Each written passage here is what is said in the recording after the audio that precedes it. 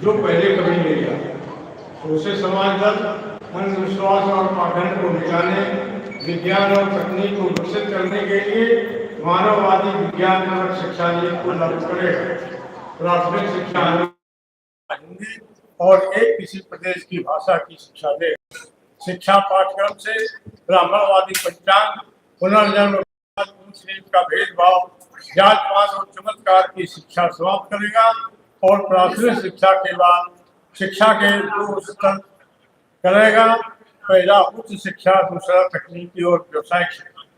उपरोक्त मानववादी शिक्षा से लैस नौजवान तकनीक और विज्ञान से ओतप्रोत होकर प्रतिभाशाली बनकर शिक्षा के स्थान पर शिक्षा का उद्देश्य राष्ट्रीय स्वाभिमानिकता कायम करेगा। सरकारी नौकरी के लिए प्राथमिक विद्यालय में पढ़ाई को अनिवार्य करेगा। सारे अधिकारियों के बच्चों को इन्हीं स्कूलों में पढ़ाई की अनिवार्यता करेगा। शिक्षा का राष्ट्रीयकरण करेगा और सम शिक्षा और शिक्षा को राष्ट्रीयकृत करेगा ताकि दूसरी शिक्षा और शिक्षा का व्यवसायीकरण समाप्त हो। समाज दल निरादर को सबसे बड़ी समस्या मानता है। निरादर के साथ जुड़ा, जो जितना ऊंची जात उतना गरीब, 3 करोड़ एकड़ ऊषा और नदियों के किनारे की वह बंजर भूमि है।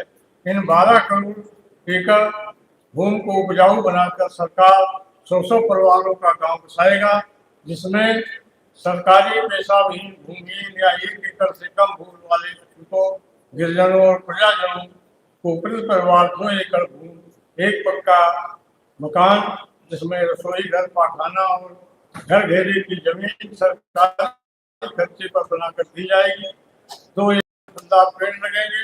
इस बीच उस परिवार को 20 हॉर्स पावर से कम के कारखाने, ट्रेनिंग मशीन और कच्चा माल सरकार देकर पक्का माल निर्धारित दाम पर खरीदने की गारंटी देगी। 5 वर्षों में 6 करोड़ परिवार यानी 30 करोड़ लोग स्वाभिमानी एवं निरादर से मुक्त हो जाएंगे। फलों की पैदावार बढ़ेगी। कारखाने से उत्पादन उत्तम सामान से देशवासियों की आवश्यकताओं की पूर्ति के साथ उसका बड़े पैमाने पर निर्यात होगा, जिससे देश की माली हालत मजबूत होगी, बेकारी जड़ से समाप्त हो जाएगी। साथियों, भारत की किसान विरोधी पूंजीपति परस्त नीतियों के कारण भारत का उद्योग चौपट हो गया। प्राकृतिक रूप से भारत उद्योगों के लिए कच्चे माल से मालामाल है, लेकिन सरकार की गलत नीतियों के कारण उद्योग धंधे चौपट हो गए हैं। जनता की जरूरतों को पूरा करने के लिए भारत सारा सामान विदेशों से आयात करता है। यहाँ तक कि खिलौने, बिजली का सामान, मोबाइल, ऑटोमोबाइल सब आयात करता है। विदेशों से कलपुर्जे मंगाकर उन्हें भारत में असेंबल कर मेड इन इंडिया की मुहर लग रही है।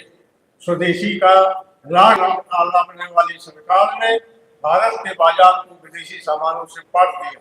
सोशल समाज दल जिन वस्तुओं का उत्पादन भारत में संभव है उनको बाहर से न मंगाकर भारत में बनाएगा। भारत में सबसे सस्ता श्रम है। 20 हॉर्स पावर से अधिक के उद्योगों का समाजीकरण किया जाएगा, जिसमें सरकार, धनदाता, श्रमिक और उपभोक्ताओं के समान संख्या में प्रतिनिधियों का प्रबंध मंडल बनेगा, जो लाभ हानि के समान रूप से जिम्मेदार होंगे। इस नीति से कारखाने में हड़ताल, तालाबंदी, घाटे की समस्या समाप्त हो जाएगी। वहीं अच्छा और सस्ता माल जनता को मिलेगा। 20 हॉर्स पावर तक के कारखाने व्यक्तिगत क्षेत्र में होंगे। जिन वस्तुओं का उत्पादन छोटे पैमाने पर संभव है उनके बड़े उद्योग नहीं लगेंगे। इस उद्योग नीति से बेकारी बच जाएगी। गांव-गांव उद्योगों का जाल बिछने से उद्योग धंधे बन पाएंगे।